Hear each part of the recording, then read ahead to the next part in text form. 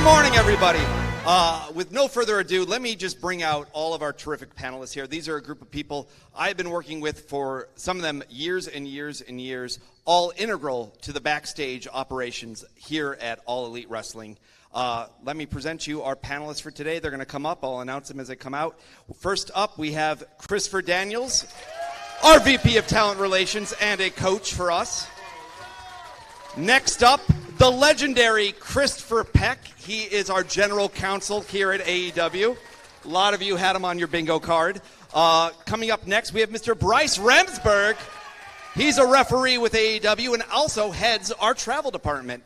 Coming out next, our VP of Talent Development, Mr. Patrick Buck. He is also a coach with us. And speaking of coaches, there's no one that we all could be coached more by than none other than Mr. Gerald Lynn. Jerry Lynn, one of our coaches. Been with us for a very long time. And last, but of course not least, the person who's responsible for making sure we always have a stage, a room, and an audience and some chairs.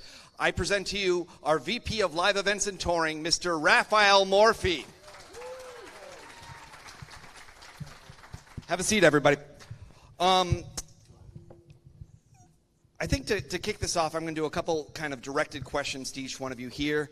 Then maybe we'll talk a little bit with the people in the audience here. My name is Chris Harrington. I am the Senior Vice President of Business Strategy with AEW. I have the distinction of being with the company since it started, and so I've had a very fun experience of getting to know all of these people here, and also seeing this company grow literally from an idea and emails with Tony Khan all the way to flying to Japan and signing some contracts to having a giant event in Jacksonville where we kicked it all off, and then eventually, of course, running our incredible pay-per-view events. And lastly, starting television in October of 2019. A very memorable time for us. So maybe I'll just kick it off starting with Chris Daniels. You've been with us since the very beginning. Day one indeed. And so far this company has sent you to China, to Japan, to Germany, to Canada, some very exotic locations. Yes, some very wild locales. Maybe you can just talk about the transition from going from the pay-per-views into television. How different is that for you as someone working behind the scenes? Well, honestly, my experience from doing stuff with TNA, doing stuff with Ring of Honor, I was sort of prepared to do television and prepared to do pay-per-views. So, I mean, it wasn't a very hard transition for myself, but I did recognize that a lot of the people that we were bringing on board as far as talent, this was their first foray into national television, and so there was an adjustment period for a lot of guys who were just used to going out to an independent show in wrestling and not worrying about time and cameras and the like, that they needed to be sort of taught and pointed, directed, and like, okay, you need to do this, this has to happen, this has to happen. So, I mean, in that respect, there was a transition period for a lot of people to sort of figure out the difference between wrestling in front of 200 people in a VFW hall or a Knights of Columbus building, than going to be in front of 100,000 people on television. You know what I mean? So I mean, for that period of time, there was that transition, and guys like myself and Jerry, I feel like we were sort of integral in letting people know how to sort of tailor their work towards television. Wonderful. Mr. Peck, you've been with us for several years as a general counsel. AEW loves stunts. We love wild things. Is there any one particular ask that we've had where there have been inventions where then Tony or someone from the creative team says, hey, I want a helicopter for Don Callis, or I would like live goats in the Chris Jericho celebration, or other things where it suddenly fell on legal to try to figure out how the heck do we do this behind the scenes? The absolute best answer to that, Chris, and thank you for asking, and it's truly one of my favorite stories that I tell other lawyers, is I got a call, and I can't remember who called me. I would love to remember this, but it was a very panicked call. It was maybe 10 minutes before showtime. I wasn't in the building, and they were panicking because the question was, can we bring a hatchet to the ring?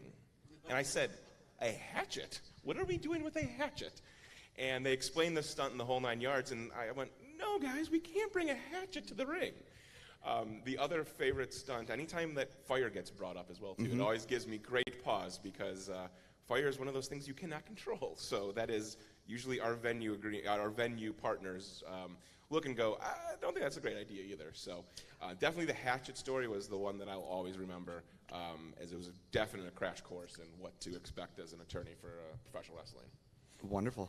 Yes, I would say the time Cody Rhodes and Andrade Yes. El Idolo wrestled with some fire, there was certainly a very exciting day for all of us. I was going to say, I didn't want to say it, Chris, but I'm glad you mentioned because that's the other one that stands out. That's what I was referring to with the fire. So. Yep. And actually, on that note, really quick, I forgot about this. I was on another panel, and I was actually sitting next to a venue rep, and he kind of looked at me and goes, oh, wait a second, I know who you are. And that was reference to that the fire issue. Yeah, that's us. That's us. I was going to say, a lot of people don't realize that the fire marshal plays a critical role in AEW. And when we were taping in Jacksonville, it was always a battle with the fire marshal for how late were they willing to stay if we were going to keep doing pyro. And most prominently, for those a few of us here probably know what I'm going to mention, Stadium Stampede, the very first one, we taped all night long. Literally, as the sun came up is when we did that final shot. And the fire marshal had stayed there the whole night because we were going to do fireworks at the end of the night. And we kept telling him, 10 minutes more, 10 minutes more. And then there was a rainstorm in the middle of it, and we stopped for an hour and a half. And then we literally put it up on the Jumbotron, the position that everybody was in, repositioned everybody, wiped it all down. And if you watch that match, you would not know unless you were there about that, 90-minute cut that we did just to survive. The sunrise was the deadline, though. Yes, the sunrise. We figured the last shot is the good guys win, and here's fireworks. This is great, but everyone's looking at this the sun comes up in 45 minutes. It's 5:50 a.m. or whatever. So that actually helped us. Yeah. Get it done. You were there, right? That was my first day. Yeah, my first day on the job. The one thing you learn is artificial deadlines are very important in getting things done. What are things you can control? Yeah. A lot of things. The rain? Nope. Yeah. The sunrise? Sun? No. Nope. Right. So those things sometimes help shepherd us to destinations. I'm going to skip around. I'm going to go over to Raph here so he doesn't feel like I'm ignoring him here. Raphael, you've been working with us for a long time, probably since the very, very beginning, I want to say. June of 2019, so I was official hire, but I was at Double or Nothing too as a venue rep. And so maybe you can just talk a little bit about in your role of helping us select locations, working with Tony on that. What are some of the unique places that AEW has chosen to run, doing television, doing pay-per-views, that maybe were venues that never had even hosted wrestling before? Yeah, I mean, right off the bat, and it's around a corner, our third edition of Grand Slam at Arthur Ashe Stadium. That was a concept that we really embraced. We wanted to have a New York City venue. We were in discussions with each and every one of the New York City venues, but Tony and I had both collectively thought about Arthur Ashe as a possibility. It's something that I always, when I was at WWE, thought would be a great venue to host pro wrestling. So we embarked on it, and we pursued it. And we, there were some challenges that we had to get across and complete to have that show. And one was, getting the city of New York to give us a check mark on it. It's on city parkland, so I had to meet with local council members to pursue that. Thankfully, this council member, Francisco Moya, is a big fan and big proponent of bringing sports into the area. So that helped out, and the USTA and Danny Zausner there were incredible. They wanted to have the show, so we were ready to go. We were going to we contemplated having a pay-per-view there in our infancy. We decided to hold back on that because of weather, because even though it's enclosed, there are some weather elements, and we're ready to go right after the pandemic date. It was going to be in the spring of 2020, and pandemic hit, so it was a secret we really had to hold on to, and when we put out the news, which was June 16th, actually, 2021, it was big, and it hit the mark, and it was a beautiful show. It was a flagship show, and it's our venue in New York City, and it's we got great partners. The fans responded, and we hope everyone comes back again on September 20th. So it was a challenge. It was an idea, and it was an idea that took a lot of civic help, municipal help, and we pulled it off from a production team standpoint too, and we look forward to doing it again. Wonderful. And of course, we were the first people to run the new Wembley Stadium and as a wrestling company. That was incredible. And, I want to just mention some folks who helped out in that process too. Our partners at Activists, led by Bernie Cahill and his great assistant, Red Tanner. In addition, helping me in getting the ball rolling in our day in and day out. Next time around, let's have some females represented here too, okay? So I just want to say that.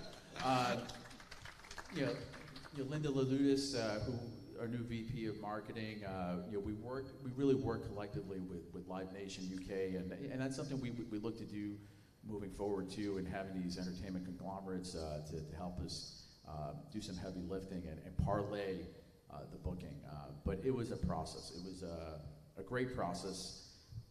It reminded me when earlier in my career, I worked with the FIFA World Cup and establishing that tournament in 1994 at Giant Stadium, and that conception from zero to fruition of what happened last Sunday in Wembley, it brought back a lot of memories in that regard. So it was fabulous.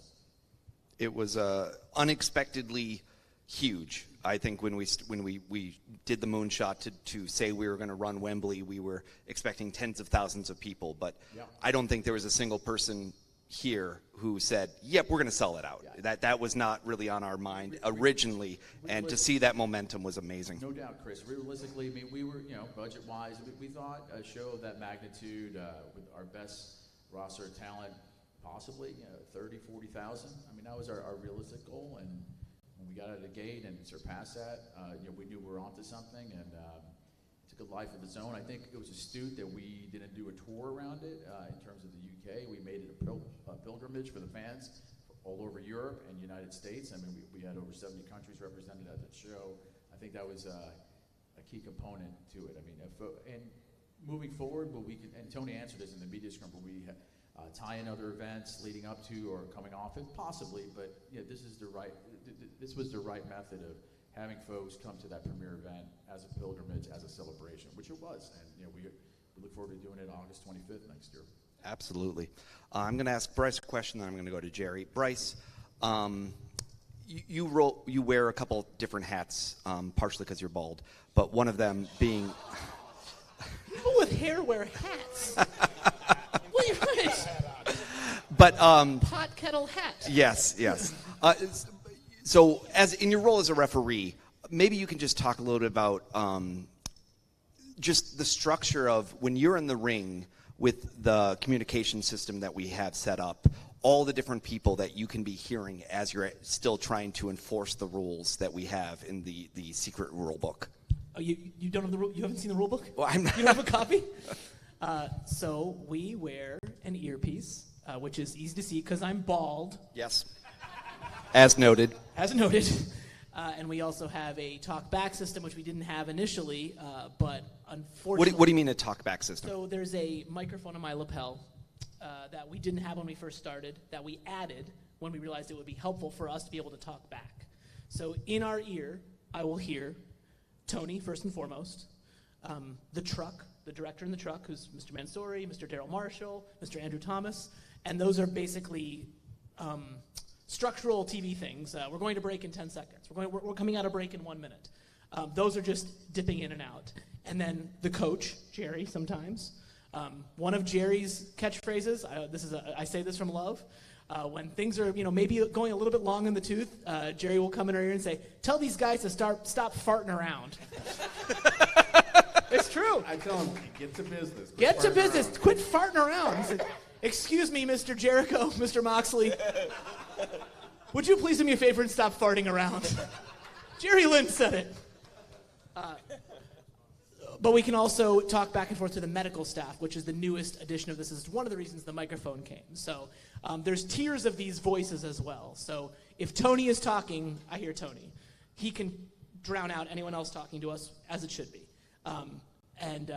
If there's an issue, that's usually when these become the most. Someone's maybe injured, or they've lost time in their match. If everything goes perfectly, it should be very little communication. But that isn't always the case because it's live television. Especially when you're doing the main event of a live show, Dynamite, most importantly. We have a deadline. Right. There's, much like the sunrise, the show's going to end at 10 o'clock. So they are often the worst victims of getting time cut because they have the most opportunities for things to happen that may cut their time, which shouldn't happen. It does not happen often, but sometimes it does. So that's kind of where a lot of thinking on the fly comes in handy. So it's great to have Tony, who has an overarching picture. It's great to have the director as an overarching picture. But the most helpful for me, and I think I speak for the other referees, is having a coach like Jerry, because Jerry knows the match inside and out, probably better than me. And if we need to maybe take out the scenic route and take a direct route to get to somewhere, Jerry will, or all the coaches, Pat is a coach as well, will be very good at navigating those waters. Let's do this, let's not do this. Let's maybe go to commercial early and do this. We come back, we'll do this. And it's sometimes a lot of things going on, sometimes multiple people talking at once. And that was the hardest thing that took for me. I was a referee on the Independents for 17 years. Anytime there was an earpiece involved, it was not this kind of system with this kind of, it wasn't technologically as advanced. It wasn't as important because it wasn't live television. I did, Impact here and there, Ring of Honor here and there, but nothing like this. So that was the hardest thing it took me to get used to. And really, I mean, as many of us, we were thrown in the deep end of television wrestling. A lot of guys came straight from the indies right onto Dynamite.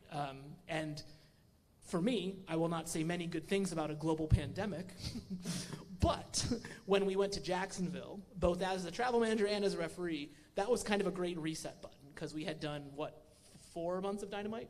5 months of Dynamite? Yeah, from October until March. Yes. And it was just kind of figuring out on the fly and making it work.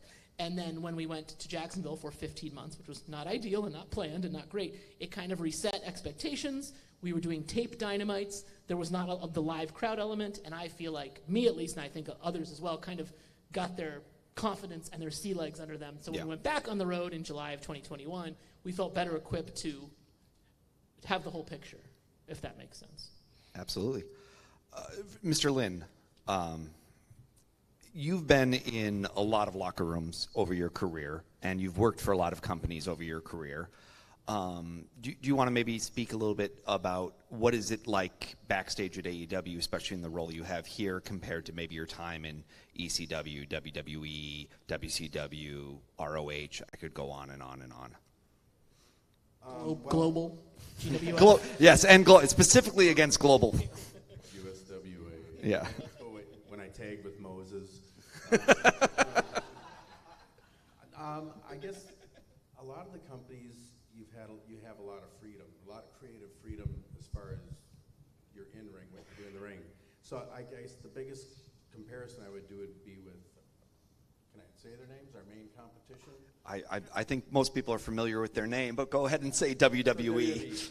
So, and I was just flattered that they wanted me on board here. And they said, we wanted to be able to give the guys creative freedom in their matches and let them be them and paint their picture, which I agree with, because in WWE there's so much control about.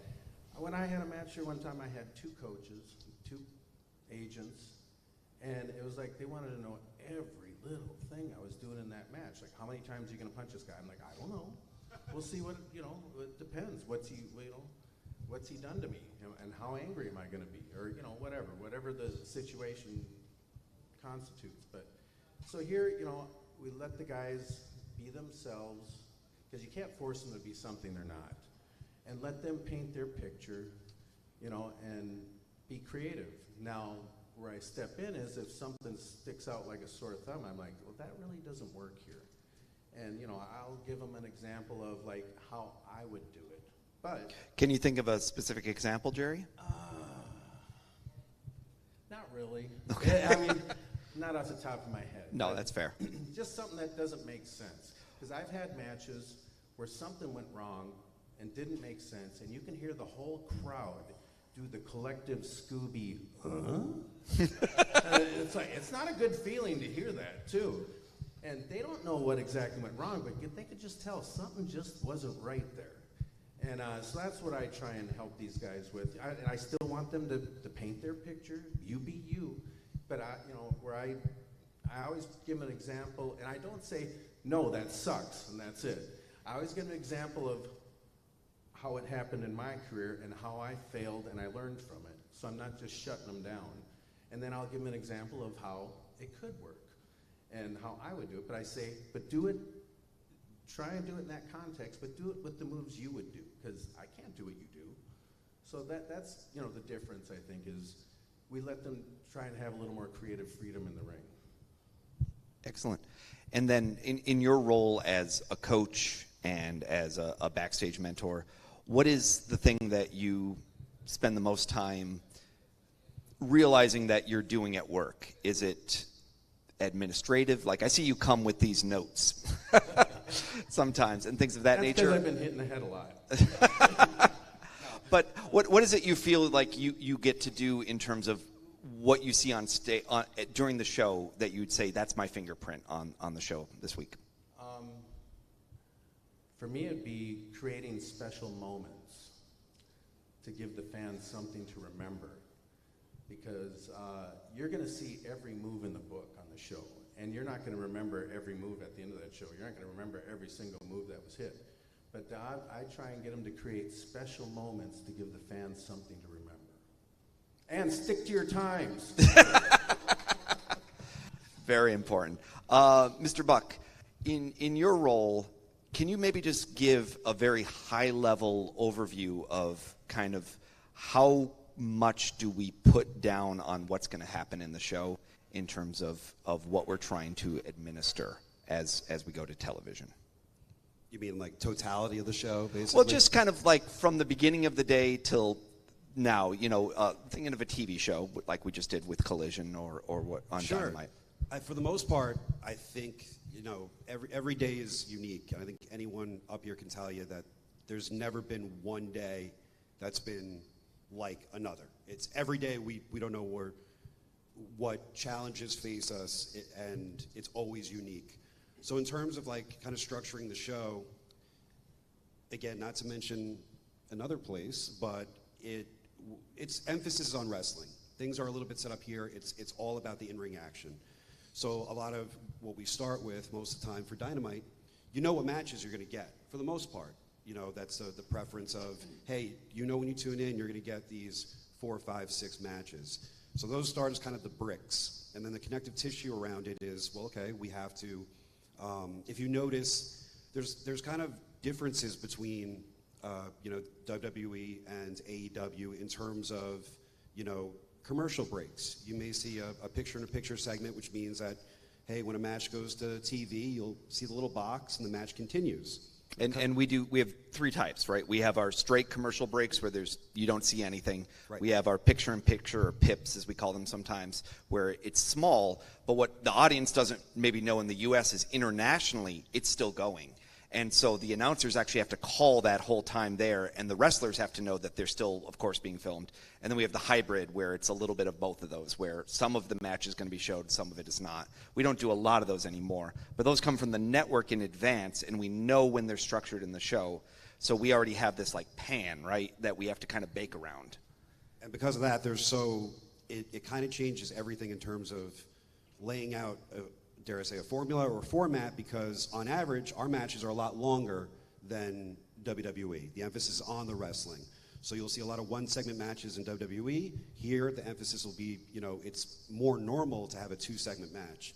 My time over there was kind of rare, like, unless it depends where you were at the card, but often, most matches, 1 segment, and dare I say, that segment could be cut down in time to just 2 entrances. So here, it's very much an emphasis on the in-ring action, and that is what I feel that Tony values first and foremost, and then it goes, okay, what overarches the show? Where do we need our backstage segments to kind of hit the different stories going forward. And time is money, and it turns into how do we get the best representation of the stories, of the talent, of hitting these different notes to push us forward. And it's probably the most challenging time around this time right now, because we had Wembley, and then a week later, tonight we got another pay-per-view. So you're trying to figure out a way to just keep everything moving forward. And a lot of times, too, you may map this out. Heck, it happened last night where, you realize, wait, we didn't really touch on this beat from this particular thing, so we need to do this here, then have this match, and we actually need to revisit this story and have another backstage or another interview later. That allocates a lot of TV time. And sometimes it doesn't make very, time sometimes could get basically, people don't get as much time as they want, and it's up to us to kind of make the decisions. What is the important factors to keep the show going, to keep viewers watching, to get the ratings as high as we can? So it's just interesting kind of putting a show together. It's kind of start with the matches, getting in the backstages, in-ring segments, which are a whole, last night we had Dennis Rodman, things that don't involve physicality. They're often, 1 to 2 on the show. You kind of figure out, like, it's all moving blocks, but the matches are the bricks, everything else is kind of the glue. Speaking of kind of those different pieces that can be there, CD, obviously we have singles matches, tag matches, battle royals, talking segments, stunts, backstage. What is the hardest as a coach for you or for coaches in general, do you think, to put together and execute on live television for like a Dynamite? Probably the most difficult thing would be something like the Anarchy in the Arena matches. Anything that involves leaving the ringside area and going off into wherever you go. Like, for example, I was the coach for Anarchy in the Arena this year when we were in Las Vegas. And the match with 10 different people and people traveling different areas, just the idea of being ready to go from the ring to a camera that's in the upper echelon of the arena, and then going backstage outside where you're fighting in the parking lot, and just having everybody ready. And it's just difficult. The more people you have in a match, the more difficult it is to try and coordinate and communicate with everybody, plus referees, plus medical people, plus camera people. The entirety of, like, telling everybody, okay, follow this, follow this, follow this, it can be stressful.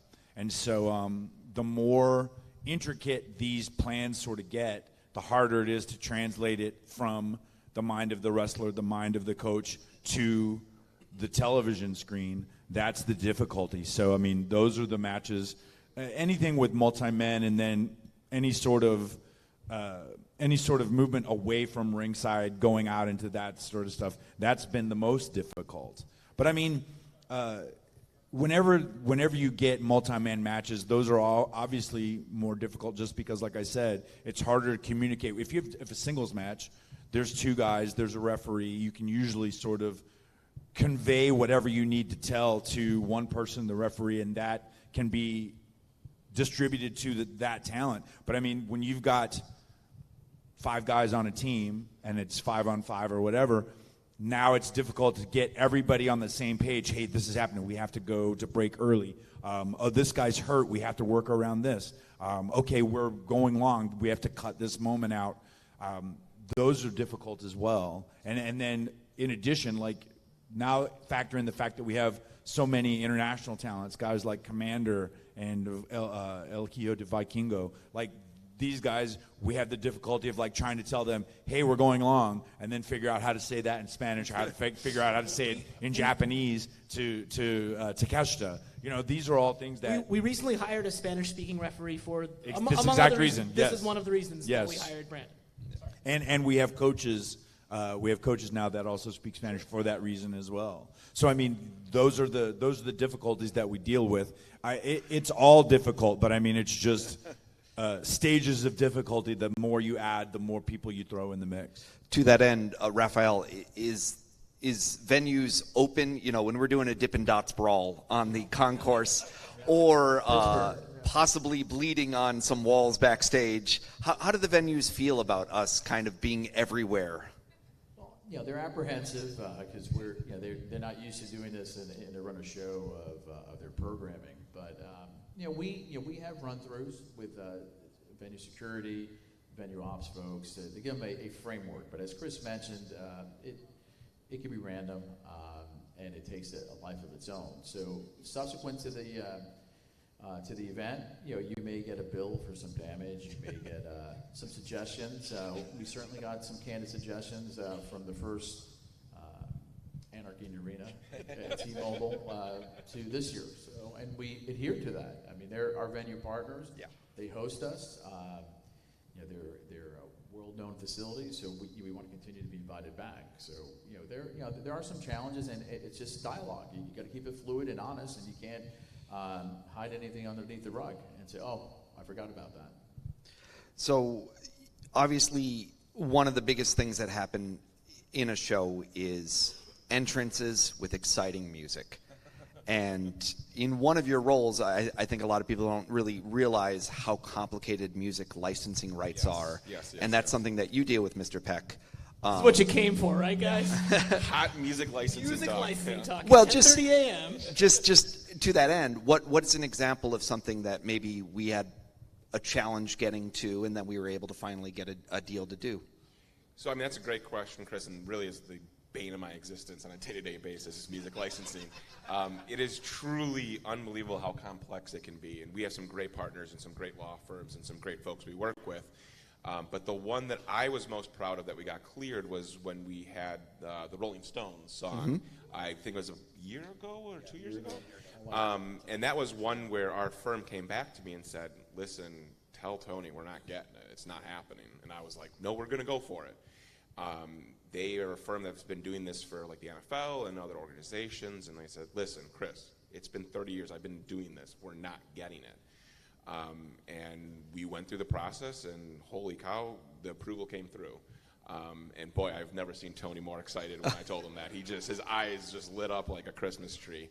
Well, Final Countdown was another one. I was going to say Final Countdown was another one. That was another example. That was one we've gone back and forth and been working with those license rights holders and really been working well before I had actually joined the organization and the Jaguars. But that was one that when that came through, that was, just as a wrestling fan, that was a really cool moment. What was the shortest? Sorry, go ahead. No, Chris, I think it's great what you do because it adds that extra dimension, that element to our pay-per-views. I mean, we obviously celebrate Brian. Yep. Saray's entrance. I mean, I thought it was one of the highlights of the show. Agreed. It was awesome on Sunday. So kudos to Tony's vision to do that, and the extra legwork, and the financial commitment, and the time in that regard. Well, and I think it's the little bit. Yeah. I think that helps and makes us a little different from what's out there. And I think you said it right. The commitment to putting on that product for the fans and for the people at home. I think that it's a commitment from Tony, and it comes from the top down, and we've put a lot of resources into it. So. And it's a lot of work because things change quickly. I remember adding the DMX music to one of the stadium stampedes we did. I won't ruin this. I won't tell any stories out of school, but we had to console one of the participants in that match because they were almost in tears that we couldn't get the song cleared in time. So it is very personal to a lot of the guys, and I get it because they're putting themselves out there. It's their character. So we really go down swinging. I always tell guys, listen, we might not get it. A lot of times, example from this weekend was I think I flew in on Friday and I got a request at 5 Eastern for a song for Sunday, and I go, guys, that's not going to happen. It's 2 days from now.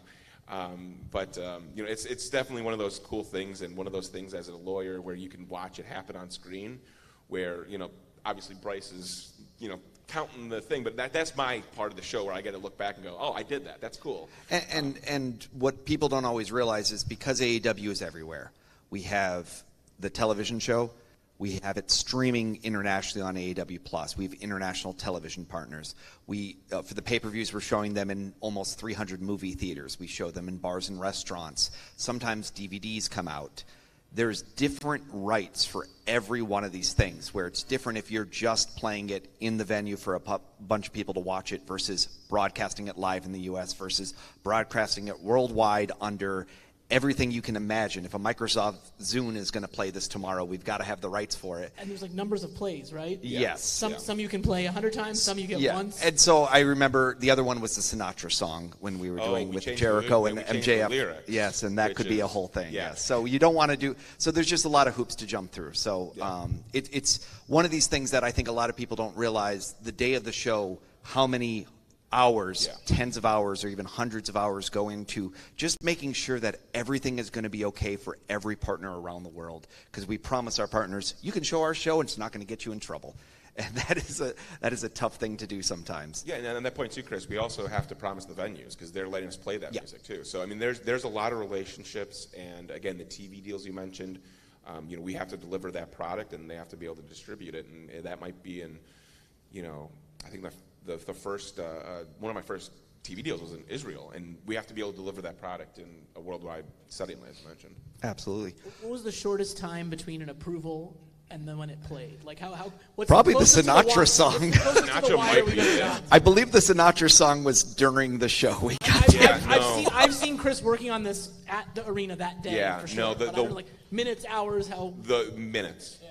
And there was one Kansas for the elite.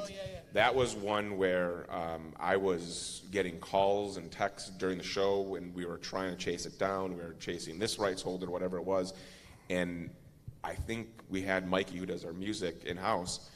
We had an alternate track, and I don't think we had it locked in until the show was in progress. Yeah. We keep weird hours because we have to. But really? You don't say. We do panels at Sunday mornings at 10 a.m.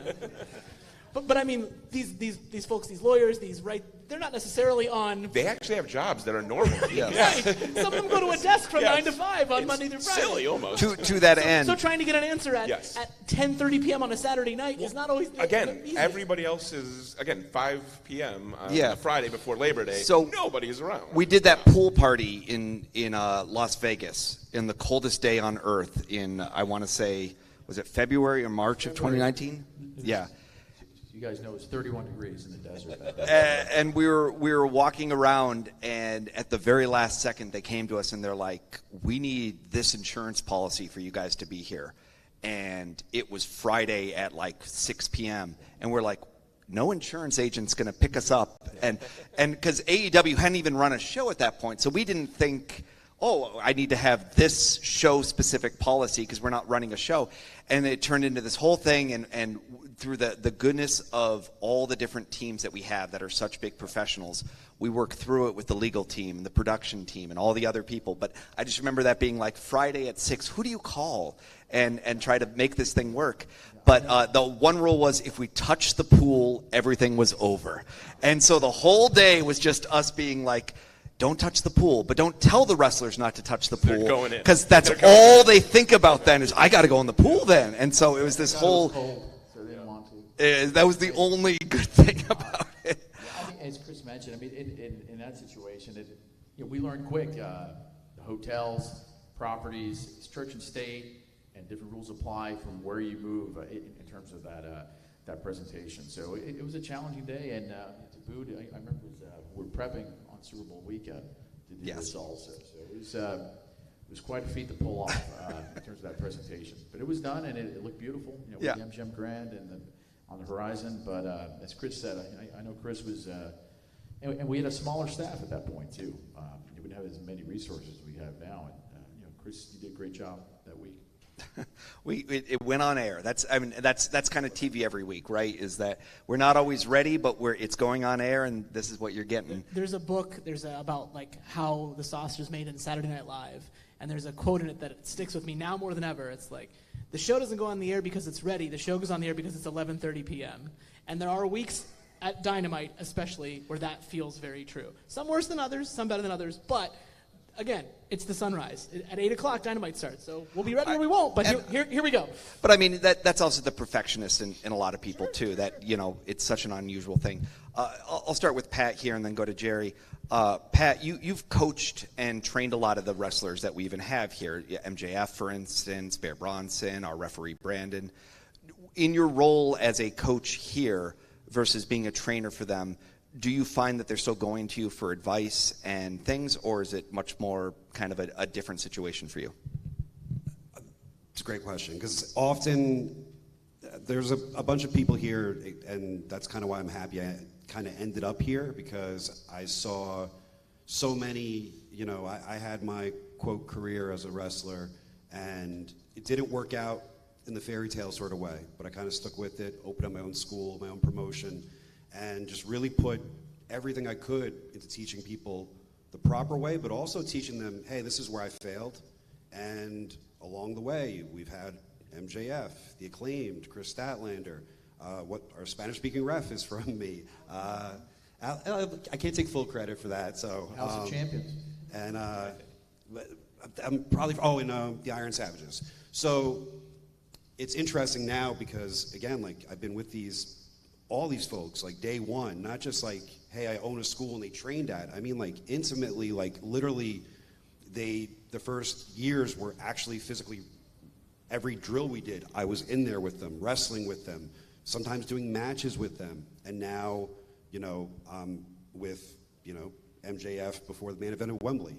And it's interesting because, some dynamics have changed where it's like almost like I listen to him now.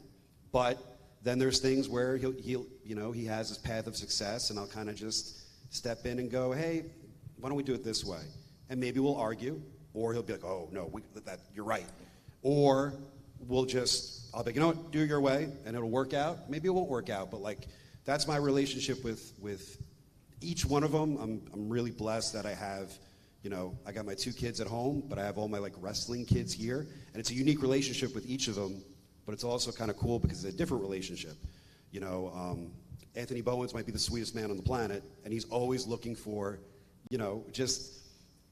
he's eyes and ears open. Caster marches to the beat of his own drum, and I'll have to kind of rally in there if I have their matches. Statlander, I'll be on her match tonight, and it's all a different, but it's also cool, and it's cool seeing that we've been able to have this, because a lot of people, when you start in wrestling, eventually, if you do have a longer career or go on to sign somewhere or you may not have the best relationship with the places that you started at, and it's been the complete opposite with Creator Pro and with my kids here. So, with me, I am strict with them. There is no favoritism towards them. If they mess up, I tell them they mess up or they're wrong on things, and they hate me for that. But like, it's just kind of, it's a different vibe from. It's like being a parent when you see, right now, 4 of them are champions here. It's unbelievable, and I remember just rolling around doing drills with them or doing, shows, I remember doing birthday parties with MJF and, Caster when there's 30 screaming kids. You should have bought in cheap, everybody. You could have had him at your birthday party. And sometimes I wish I had a time machine to go back, and maybe I should have put something into the, waiver if I get a percentage of their contract. But no, I'm so happy for them, and it's just, and I love the symbiotic relationship between AEW and my training school, and I just hope to kind of keep, hey, look at this person. So it's been awesome. For Jerry, I just wanted to ask, you obviously have worked with so many people as we've come through here. Can you think of an example where after someone was very apprehensive or nervous about how their match was going to go for the whole day, and then it happened on TV, and then you had to talk to them afterwards, either that went great or that was really tough, and kind of what was that advice that you're trying to give them? That's quite a few people. I can't single out one person, but one thing I remind a lot of them of is we get one live take. We don't get do-overs. And when I was still wrestling, and every night's not going to be a home run. And you'll come back and you'll kick yourself over and over and over. And because, me, I was always my own worst critic. And it took a while, but finally I realized I get one live take. I don't get do-overs. So I remind them, don't kick yourself over and over and over. Just use it as a learning experience and apply it next time. Because, there's a lot of times where something doesn't go right, you come back and and if you don't knock it out of the park and it's a home run, it can mess with your mind. And so I just remind them that. Just use it every time out as a learning experience. And kicking yourself. Just move on to the next one. And Bryce, in your role as a referee, what would you say was kind of one of the best moments for you in the ring? Maybe spontaneous or non? It's fresh on my memory, obviously, but when I was refereeing birthday parties or VFW halls or Knights of Columbus halls, which I did for 17 years, some shows are bigger than the others, I never imagined, like I could see a world where I might get a tryout with WWE or go to Orlando, or I might, like AEW wasn't even a thing, and then I remember coming to Las Vegas for the first Double or Nothing where I was just freelancing, I didn't have a contract yet, and first going and checking into the hotel at the MGM and saying, who else is sharing my room? And they go, oh, no, this is just your room. I was like, what? I'm used to 6 people, 8 people. And then I went to Daytona Beach, and Chris Harrington I was landing at like 8:20 a.m., and he had booked the night before hotel for me so I could go and take a nap before the show. I was like, what? I just thought I'd be laying in the lobby. Or like, that's just how it goes. And then coming to the ring, I remember walking down the ramp at the first Double or Nothing, and then trying to reset myself and be like, you know what, there are 14,000 people here, which is, shattered the amount of people I'd ever been in front of. But realizing that there's 3 ropes, there's 4 corners, there's 12 turnbuckles. Yes, it's different, but I also know how to do this.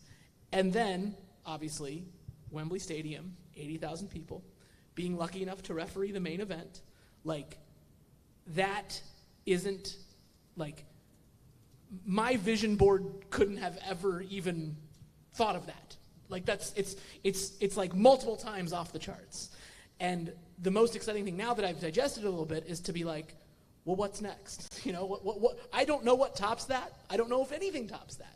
I've been refereeing for 21 years, but I can't wait to find out what we'll try. But what is even more exciting is that you get to be a travel manager. Oh, yeah. So talking about those hotels and things, do you want to maybe just shortly encapsulate some of the fun of trying to plan something like, it could be Wembley, it could be for any this week's pay-per-view even. Yep. How many changes are there for our travel roster maybe in a given week?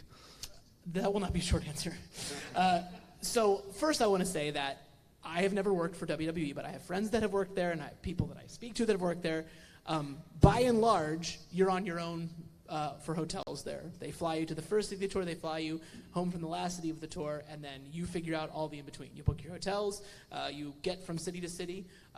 We do not do that. Out of the generosity of Tony Khan's heart, and to make this place more performer-friendly, and not just performer, we're talking about, an episode of Dynamite requires about, right now, these days, between 120 and 130 people to get to a city somewhere in the country. And while you might see, 45 or 50 of them on screen. The referees, announcers, wrestlers, sure. But now we're talking about 5 security guards, hair and makeup, social media folks, Spanish announcers, lawyers, coaches, on and on and on and on and on, plus the production crew, which is another 100 people on top of that. We are responsible, financially and logistically, to get them to fly them to the city, put them up in hotels, and then get them from the hotel to the arena. And we reimburse rides when a hotel is not near an airport. Those are reimbursed. Basically, we do everything we can to make sure you get to work. And I don't know. I think this is, as far as I know, this is unprecedented in the professional wrestling world. No wrestling company has ever done that, and that is the generosity of Tony.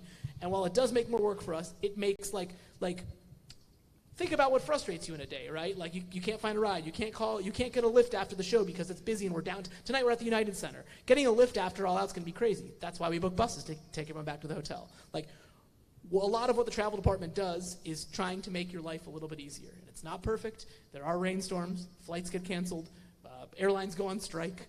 A hotel may have not come through in what they agreed upon, but we do our best to make everyone's life a little bit simpler and a little bit easier. But literally, you will walk out of the ring sometimes refereeing, and people will hit you up with, "I need to fly this or do this." Sometimes I have had Tony text me a request or a question about travel related, and then he'll say, "Oh, sorry, I didn't realize you were in the ring." So I come back to my phone. So Yes, that's fun. but I mean, I've seen you do it in real time. So, Yes.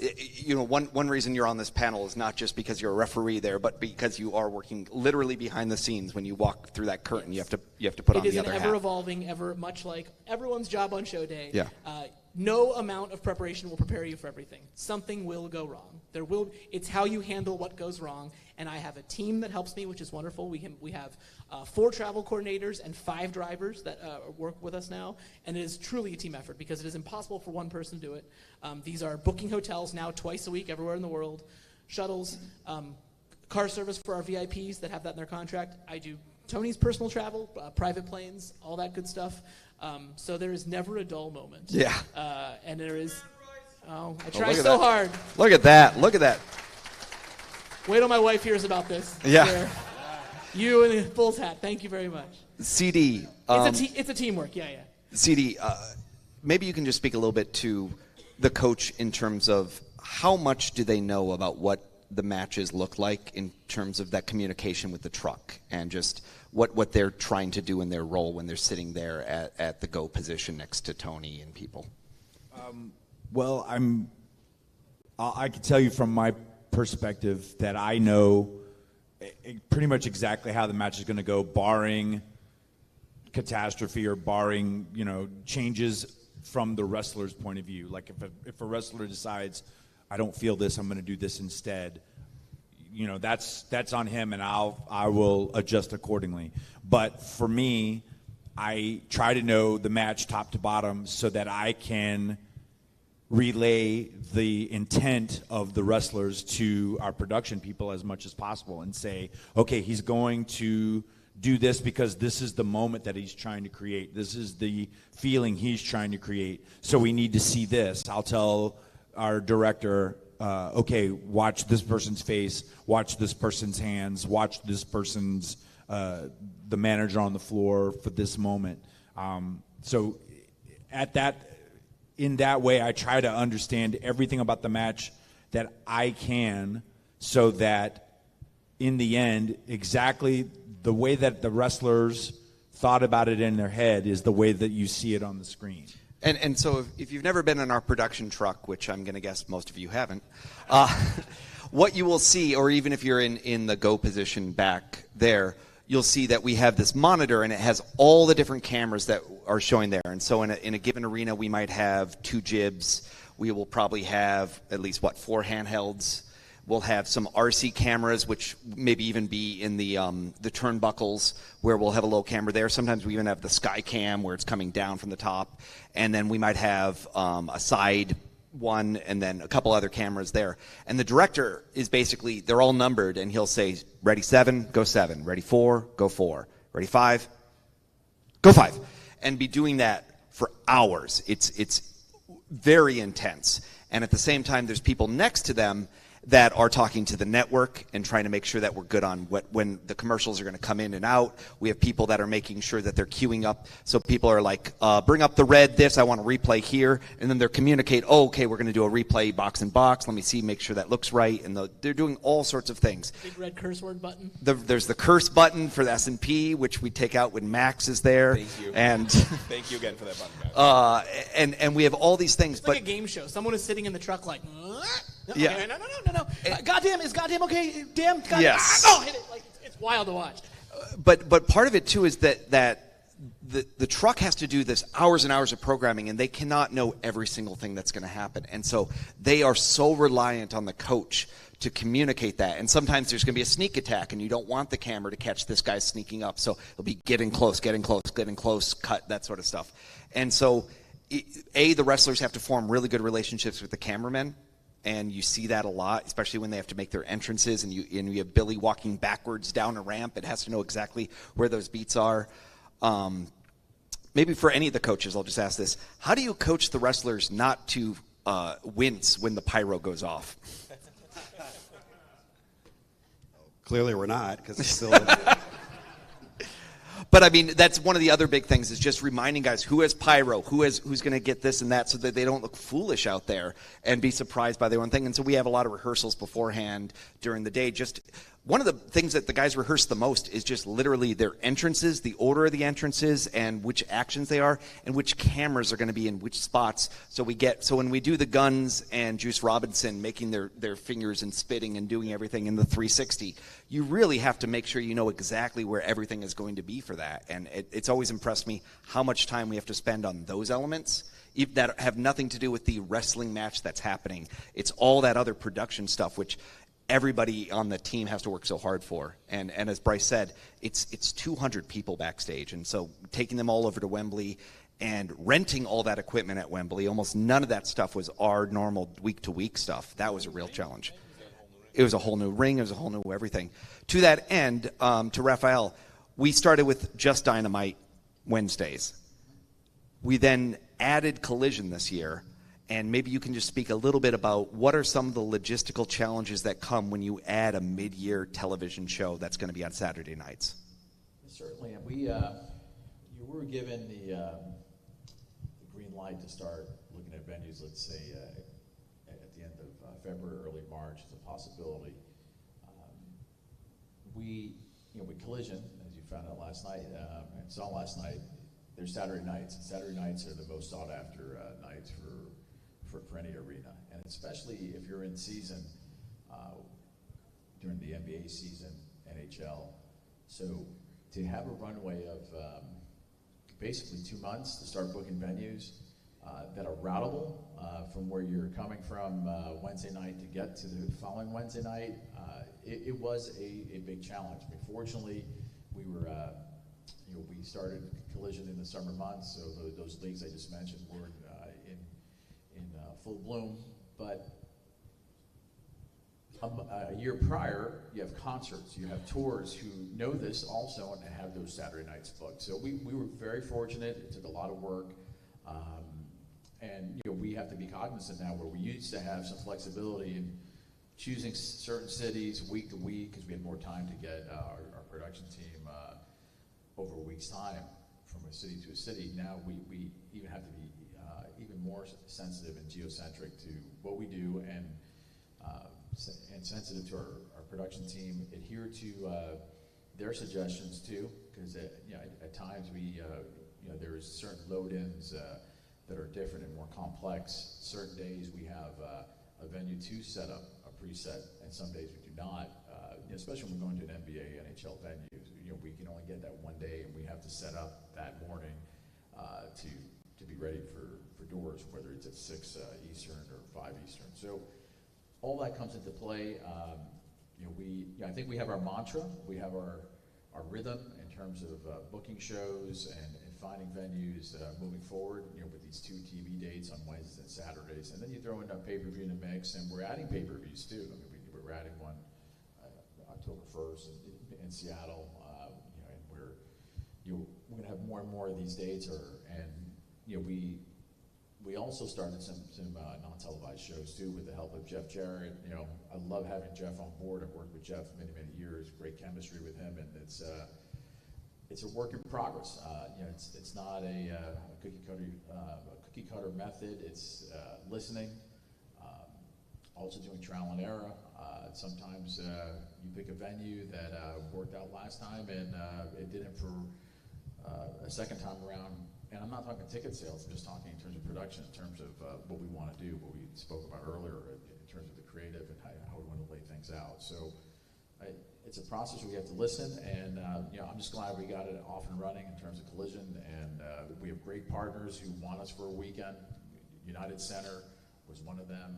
We're going to have it forthcoming in Los Angeles with the Kia Forum. So it's building those relationships, speaking to the venues, being good to them, listening to them, and just meeting their guidelines and their expectations too as a renter for the facility. Approximately how far out would you say we have venues kind of tabled in? Obviously, we announced Wembley from a year from now, so there's at least a few a year out. Yeah, I would say 6 to 8 months. I mean, we're pretty booked for next year too. We have a couple of holes here and there. Chris knows. I mean, I give Chris Harrington. Once we book a date, but there is flexibility on our end where we have to Tony Khan has an idea, or he wants to be in a particular place, and he wants to try a certain market or a particular venue where we have to reset. There's an example too in Detroit, well sought off venue. That town had 4 arenas at one point, where it has 1 now, Little Caesars. They have our competitor or WWE a few times a year, and they have us.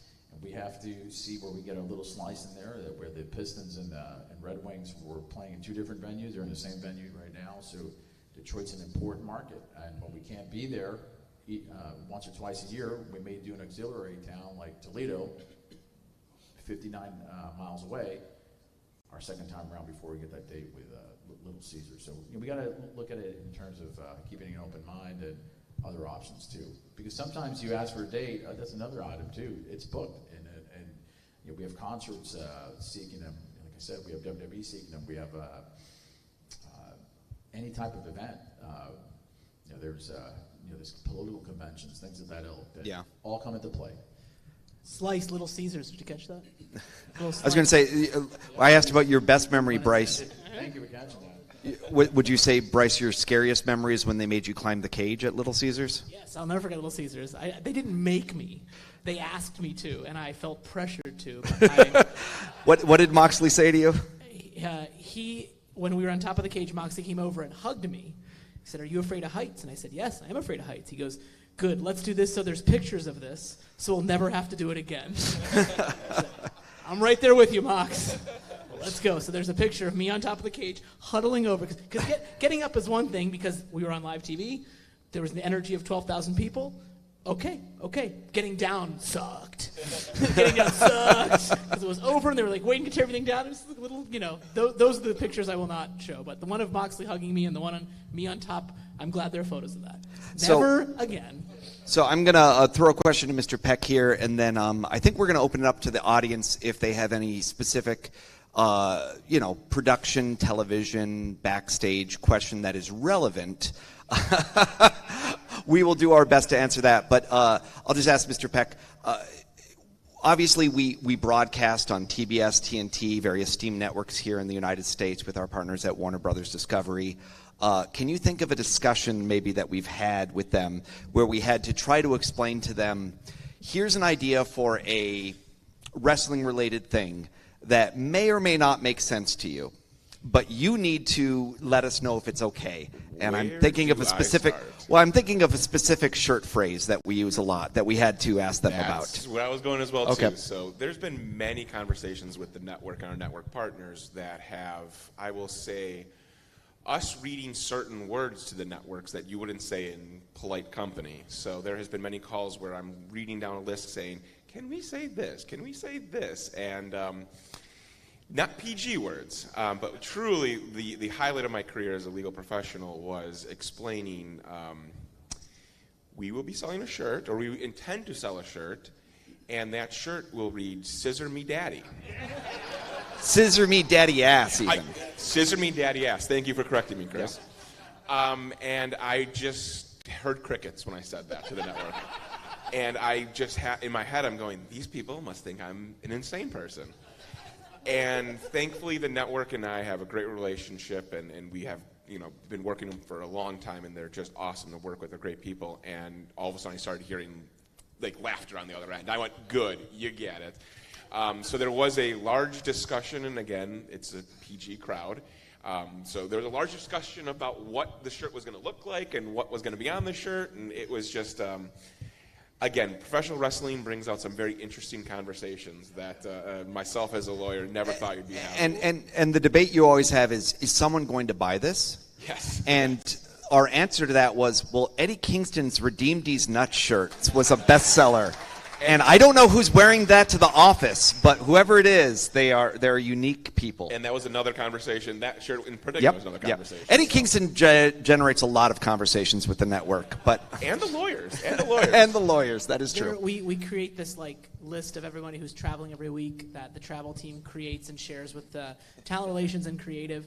And there was a couple weeks ago, there was an exceptionally late night or something is frustrated, and I was at my laptop and I was looking at it, and I just saw the phrase bold that said, "No daddy ass."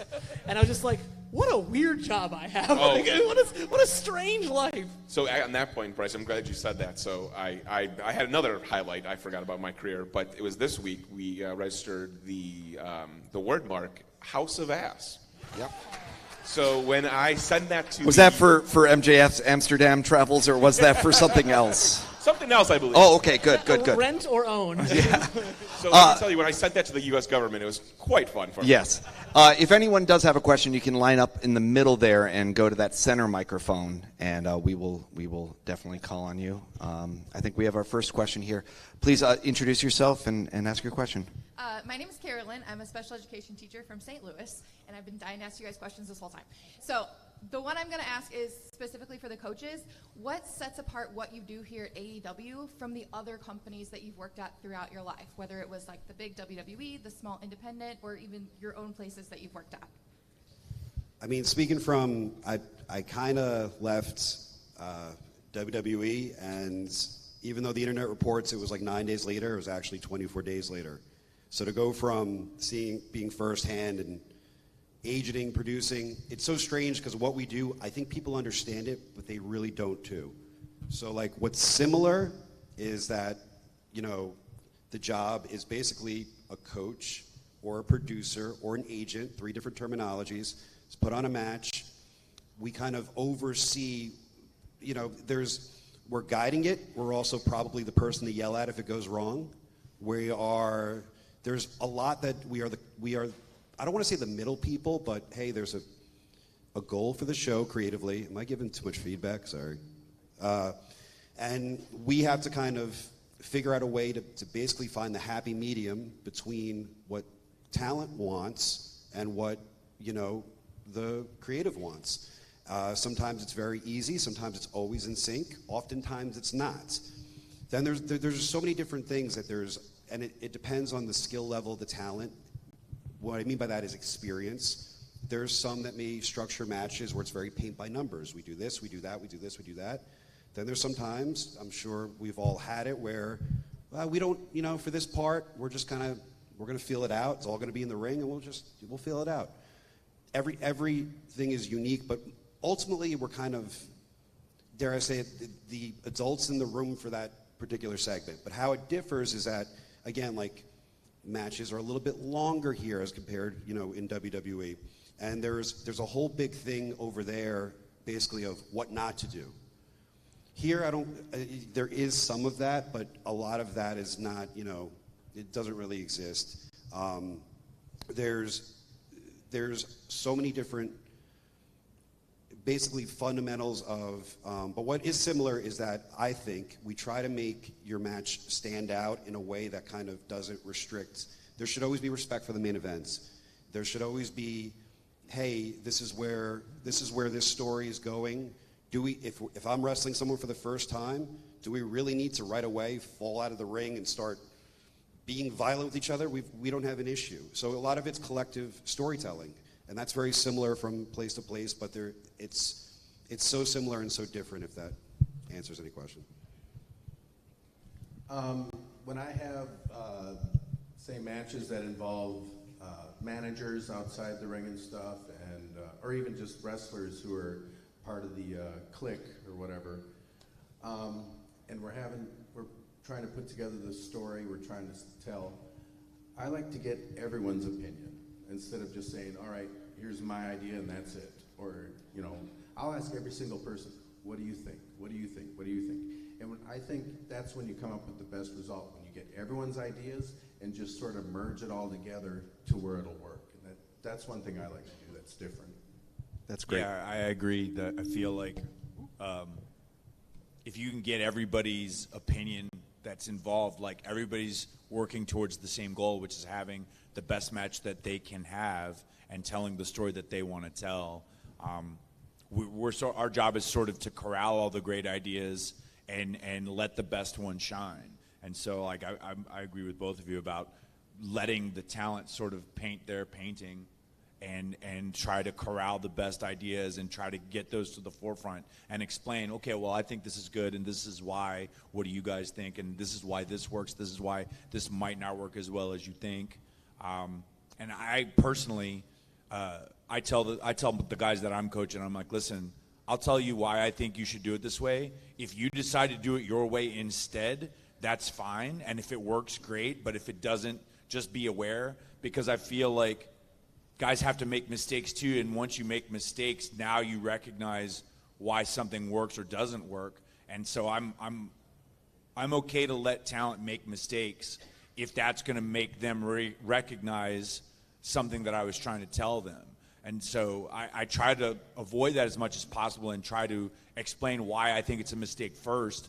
But in the end, I tell them, this is your match. So you have to decide, okay, I'm going to listen to my coach, or I'm going to go out on my own. And I'll tell guys too, like, if I make a decision or if I tell you to do something and it doesn't work, I'll be the first to say I messed up. I was wrong.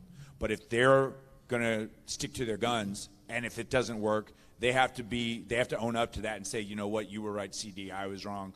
But I'm the first to say, hey man, I was wrong. I thought this was going to happen, and it happened in a different way. So you were right. You know what I mean? So I feel like that's one big difference between us and the other place, I feel, is we put the impetus on what guys want to do in the hands of the talent first. And I feel like that's one of the reasons why I think people enjoy wrestling here and being here more often than not. That's one of the hardest parts. I agree with you, because that's how I've learned, is by making mistakes and learning from it. And that's the hardest balance is, I don't want to fix the whole match. I want them to be able to learn from their mistakes, but we can't have them fail so miserably on live TV. So it's a tough balance. Let's go to another question. Yeah, I had a question for Jerry. Just all that time that you spent in ECW working with Paul Heyman, what types of lessons did you take from his mind that you still apply in practice here today? Oh, that's very easy. Paul was a genius of hiding people's weaknesses and emphasizing their strengths. It's that simple. He was a genius at it. There we go. Next question. Hi, my question's actually for Raph and for Chris. It's more of like an inside, behind-the-scenes thing. How do you adjust from market to market to realize, okay, we'll run a smaller venue and it's going to work, or we're going to run a bigger venue but sell maybe half the venue? What's the analysis behind figuring out where to run, which venue to run in which market, and what kind of variables you guys use to determine? Because you say you plan out 6 to 8 months in advance. Yeah, Chris is, we joke around, he's the data god, so he helps us out in terms of getting us input in terms of where our purchasers are coming from. But a lot of it is relationship based. It's crucial to get a date, to challenge a date, that a venue will go to bat for you, and also it comes down to the deal, to the dollars and cents, which venue in a particular market you can play, and ultimately availability in that regard. I mean, that's a key component too. So that's a hybrid, and also track record. You can't deny track record, whether you did particularly well or. Can you think of a city that maybe we've done well in that might not be a Chicago or a New York? Yeah, we do great business in we do in Charleston, West Virginia. We do, and it's a great facility to load into. They have great bays. One drawback, it's a tough venue to get to in terms of air travel, but dollars and cents wise, it works. El Paso, we worked in an older facility this past year, but the dividends paid off. It's one of our best net profits for any Dynamite we've done this year. So sometimes we do look at that older venue. Sometimes we're given a certain time window and it doesn't fit with our routing, so we have to be creative in that regard. I mean, we're only around for 4 years in this regard. So these are great questions. I appreciate everyone being here, listening to 7 middle-aged guys talk shop. So, when I remember the day.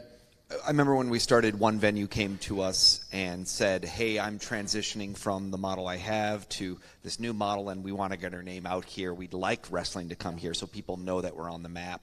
Because in the past, we've only hosted Christian concerts, and now we have a liquor license, and we want people to know that. And wrestling fans drink beer. I'm glad you brought that up. There's a lot of venues in the DFW area, in the Metroplex, but Curtis Coolwell Center has become a kind of a wrestling venue, and it hosts a lot of Christian events, and they've been great. They got a great back of house. They give us a great deal, and we're very comfortable being there. And we will be there very soon. Again, we'll be announcing dates there, and we've hosted pay-per-views there. We're Ring of Honor, so there's a rhyme and reason why. Sometimes the obvious choice, how come you didn't go to this venue at this particular time? And it's there are a lot of contributing factors in that regard. We love to be at every. I'll say this: Tony, being a sports owner, loves being in pro sports venues, and it helps us out from a resource standpoint, from locker rooms, from production to set up rigging, which is a key component in that regard. But when we started, you'll notice we played a lot of colleges, and there was labor components to that, where the production costs of doing that, you could fill those venues and make it a pretty penny. So a lot of different things going in every time, and a lot of it is just routing. If you're going to be in California today, you can't be in New York tomorrow. So thank you. Let's take another quick question. Hi guys, my name is Jake. I study television production myself, so this is fascinating. So thank you guys for all the hard work that you guys do every week. I think my question is for Christopher Daniels. You being the leader of talent relations, we all know a prominent wrestling legend who held this type of role in the past, Jim Ross. I just want to ask if did JR give you any prominent advice that sticks out to you in terms of this type of role, or maybe managing talent and booking flights and managing payroll and all that?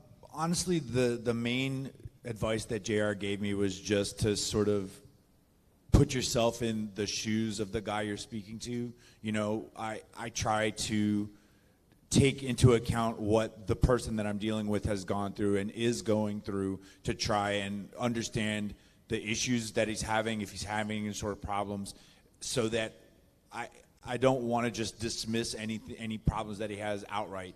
I try to put myself in his position, and I think it's easy for me as someone who's come up through wrestling to sort of look at problems that a wrestler might have and try to find solutions and work with that person to help him out in that respect. And that was something that JR had given me, is just, put yourself in their shoes and try to be compassionate in that respect. And I feel like I try to help as many of our guys out as possible when these issues come up. And JR was the one who sort of gave that to me. And to the lawyer in the group here, Chris, do you have any outlandish requests that anyone has asked for without saying any names that we just said no to? Absolutely not. I'm pretty sure MJF requested a solid gold jet at one point. Please go ahead. Next question. Hi, my name is Pat. I am somewhat involved in the wrestling business, looking to get involved a little more. So what is the best piece of advice you could give somebody looking to go into the wrestling business as far as backstage etiquette, and how do you apply that to the work that you guys are doing in AEW? So I'll throw this one to Bryce maybe, because you're someone who came from the independent scene and are now working backstage at AEW. When I had more time and energy in my younger years, I used to do seminars, and kind of the crux of that, the through line is, the more hats you wear, the harder it is to get rid of you. So you never know what's going to come up on a day. You never, at the beginning of AEW, it turned out that there was no one that knew how to, or was readily available to format or time the show. And QT Marshall, right, was just like, I'll figure it out. I'll learn how to do it. He formatted the show for years. He made himself indispensable. He found out something else for him to do that would help keep him around. So me, God forbid I break both my arms in a car accident, I can't referee, I'll still be able to, nose the laptops and book flights and hotels. It will make it harder to get rid of me. And I think that is what we've talked about. There's always unpredictability on show day. Sometimes there's 30 plates in the air, sometimes there's only 3. That's a good day. But the more equipped you are to keep one of the plates spinning or let it break if that's the case that day, makes you more valuable and more indispensable to a team. And I will shout out Chris Harrington as a jack of all trades on show day. You know, sometimes he comes and he says it feels like there's nothing to do, and then before he's left, he's put out 4 fires or dealt with 4 things. I have been the Chompy Wrangler for Shark Week many weeks, where it was all about all the rules for Chompy and the guy in the shark suit, how are we going to do this, that, or the other thing. And that sounds silly, but that was a whole day of Chris's life. That was a whole year of my life, really. But I think to Bryce's point there's a lot of smaller jobs that are not always glamorous that are important to us, whether it's someone who's counting T-shirts, someone who needs to be driving talent, someone who needs to be checking all the facts and figures and making sure that they're right, so everything on the television that we don't misspell handles of things. Dealing with state athletic commissions, yep. Which is a totally unglamorous, not exciting thing that Chris has people that help him with as well, that, you know, MJF rolls up at the arena, hasn't had to worry about it once because someone just took care of it for him. Like that type of stuff. So I would always say having good business skills is really important. So knowing how to use a spreadsheet, have a driver's license, have a passport. These are really important things that sometimes you'll meet people that don't have it, and then suddenly they'll be like, I want to be a driver, and they don't have a credit card. And then you say, well, that's going to make it tough to rent a car then. So I think that's the biggest part, and I think the other part is just having building the right relationships with people. I think Pat could speak to, we brought in some people in the past, and maybe their dream is to be here, but we're saying this is what we have an opportunity for. Are you interested in doing this? I think in a practical sense because a lot of people ask me that question too, or just ask that question in general. First off, living in a part of the country or world that has access to enough wrestling shows. Certain places don't. If you live in Chicago, you're good. Northeast, you're good. Associate yourself, one, with a wrestling school, even if your goal is not to be in the ring. The other thing is there's enough wrestling shows on Friday and Saturday night anywhere. If you're really like, I want to be in this business, I want to make a career of it, and you're home on Friday and Saturday night, you don't want to be in it.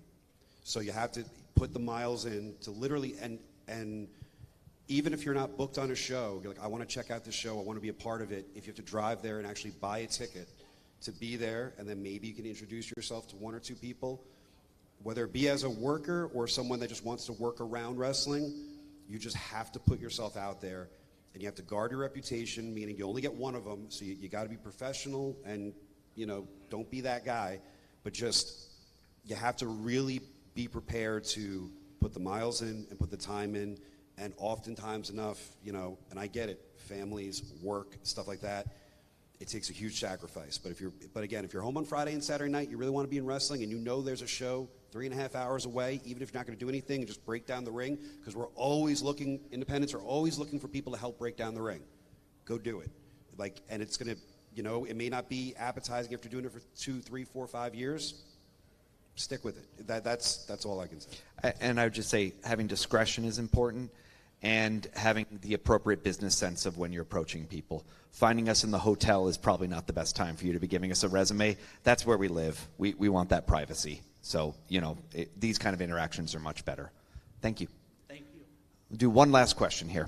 Hey there. I was just curious if you could give any insight on the stage design of the shows, like Dynamite going from the tunnels to the screens, or the really impressive collision set, or even Double or Nothing this year, you had the pillar of poker chips, which I thought was really clever. So, you know, whether it's graphically or just easier for the crew or what have you. We could have 40 more people on the stage right now, and each one of them would have a unique role. If you go to Nashville right now, we have motion graphic artists, we have still artists, we have directors. When you go out and deal with our production team, you have the artisans who are making the props, you have the people that are doing the stage direction, you have the people that are the art directors there.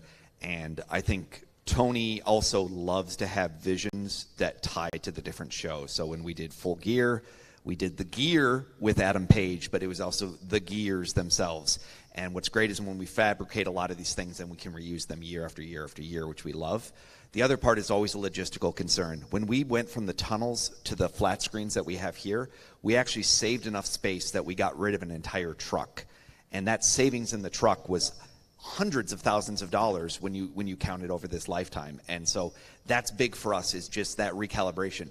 It takes a lot of work, though, to do that. And so a lot of props to Tony will come up with an idea, and he'll tell Greg Warner about it, and then the next steps will happen. And it can be a rigging concern. So sometimes we've gone to Raph and say, hey, we want to do a cage match. You can't do a cage match in every single arena.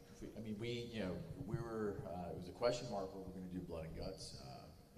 We were fortunate enough to get TD Garden this year, which was fabulous. We are going back again. Just a little tease there. Won't give you the date, but it was a discussion. But we had 3 or 4 or 5 options, as Chris mentioned, and that set design too. Especially when we're at capacity, it helped us out this year too. We were able to sell some more seats, which obviously helps the bottom line in that regard. So that's always part of the mix, along with the creative vision, starting with Tony, Mike Mansuri, and our production team in terms of executing it and having it come to fruition. And so you'll see the different color schemes every year. We're trying to do refreshes on the color schemes. We work very closely with the network on that to kind of do those different changes. And even just if you look very carefully at the lower thirds that people come out to, on Dynamite, you'll see a lot of those quippy Adam Page has been drinking. Collision, you'll see mostly the title holders, and very little else. And so just coming up with all those specific things, I'll tell you, there's a person for every role there. There's not just the person who does the graphics, there's the person who checks the graphics. There's the people that are putting in the script, and then there's the people that are checking the script. And it's amazing the level of detail there. And so, unfortunately, a lot of those artistic graphic designers are not people that are here on the stage right now. But I'll tell you, we have great respect and love for them to be able to do that. And it's always funny because they're taking out ladders and spray painting them black or making a pink coffin or whatever it is. People always are there doing it, and it's inspiring because a lot of times we're asking questions like, how much weight can you stand on a coffin on that no funeral director has ever had to answer before? And that's the beauty of professional wrestling, is you answer questions no one's ever asked. So thank you very much. Thank you, guys. Thanks for everything. Appreciate it. Well, I think we are all done with our panel here. Can I get a round of applause for all of our participants?